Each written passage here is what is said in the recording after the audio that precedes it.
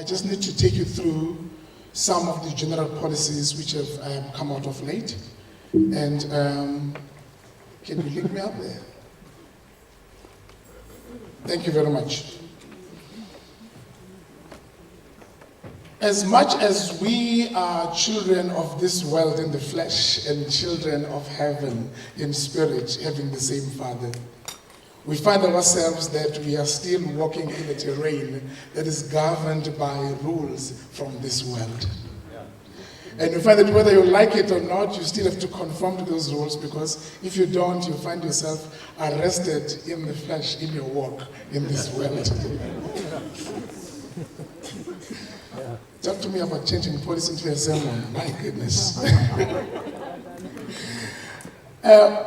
I'm here to talk about three general policies which have come out, which I think you need to know about as schools in South Africa in particular. The first one is what Graham touched on yesterday after Pastor Africa had given such, oh my goodness, what a talk. Challenging to the core.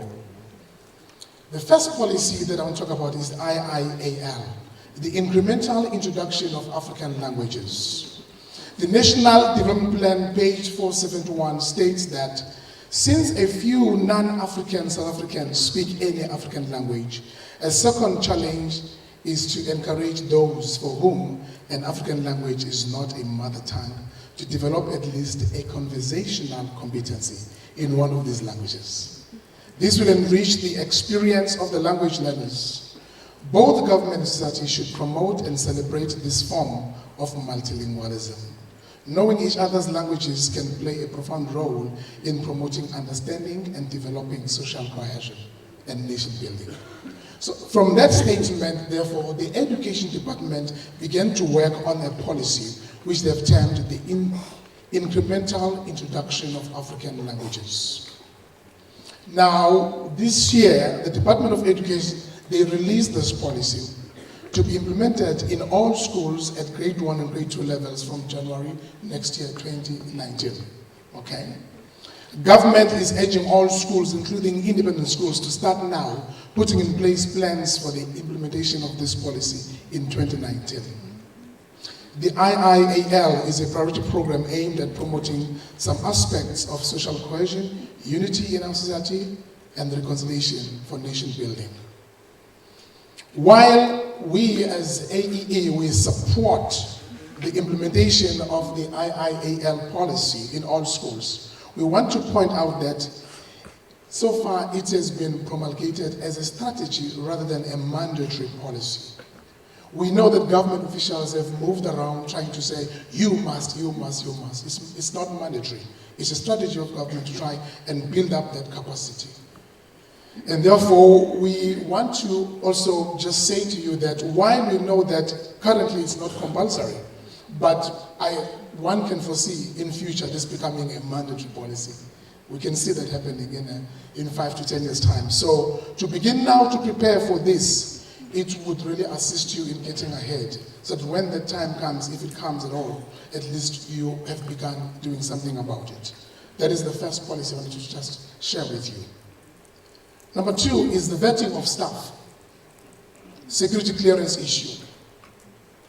In terms of the Children's Act 2005, it's got a schedule which lists a number of crimes that if a person has been convicted of, is not allowed to work with children or disabled people. Now, this year, the South African Council of Educators has caught up with that. And they issued a circular 3 months ago. That circular stated that as from January 2019, all new teachers who are entering the system, who are applying to be registered with SACE, they need to submit a clearance certificate from these 3 entities. The first one is from the SAPS, the South African Police Service, which is merely a PCC, a police clearance certificate. All you do is you ask the teacher to go to a nearby police station and to say, I've come to apply for a police clearance certificate. They'll give them a form to fill and take their fingerprints and an ID copy, and that is sent over to Pretoria, and then in 2-3 weeks, they say the certificate will come back, stating whether this man or woman is a criminal or not, okay? And then you can take it from there. That's number one. Number two is the Department of Social Development's Child Protection Register, the CPR. Again, it's another register that we have in our country where people who are child abusers are recorded. We've been convicted. Let me just underline that, convicted. Each case, it's a conviction, not suspicion, okay, but conviction.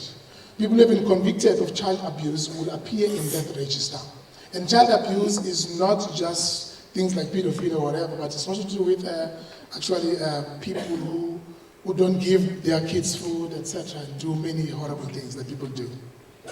The last one is a register called the National Register for Sex Offenders, which is held by the Department of Justice in our country.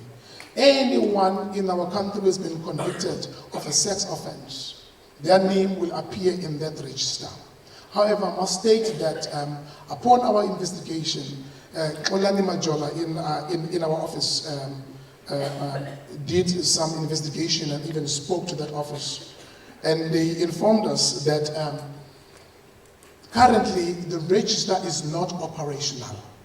They are still busy trying to gather data from all the courts in the country to populate the register. But they said what would be useful for a school is to get teachers to do the police clearance, because any conviction that a person has will appear there in any case. Okay. So all new teachers who are coming into the system from January next year must present those 3 clearances to register with SACE and also with you as a school.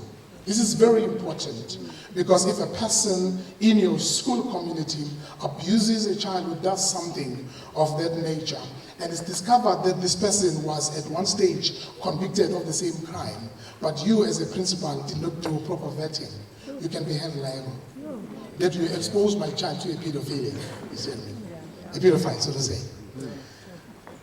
Now, teachers who are already in the system, again, they say is busy investigating how to do their vetting.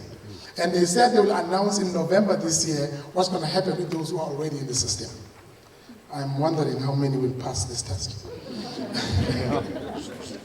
The last policy I'm talking about now is BELA, the Basic Education Laws Amendment Bill, which has been out for public comment. In the office, we sat down and we crafted our comments to this bill. Marius Bezedenot and I, we worked on this, and we submitted our input. But I need to inform you what this says, because this also talks to the policy on home education that has just been approved by SCM, the CM, the Committee of Education Ministers, just last week. The bill in clause 25, which substitutes section 51 of SASA. SASA is the South African Schools Act. The bill limits the rights of parents who are home educators to determine their curriculum choice and the academic development pathway for their children by, number 1, stipulating in section 51, subsection 2C, that the proposed home education program must comply with CAPS and must be comparable to the relevant national curriculum determined by the minister. We did a submission to that, opposing that actually, because this alone forces people now to follow CAPS, Number 2, it prescribes in section 51(2)D that an extensive assessment practice of arranging for the learner's educational attainments to be assessed annually by a competent assessor approved by the head of department in your province at the parent's own expense. These are the things we are opposing in our submission. Number 3, it also stipulates that only one possible exit qualification, namely the NSC, the National Senior Certificate for Home Education. And the bill is silent on the FET phase, home learners who do not want to pursue NSC, but rather a foreign qualification such as Cambridge and GED, etc.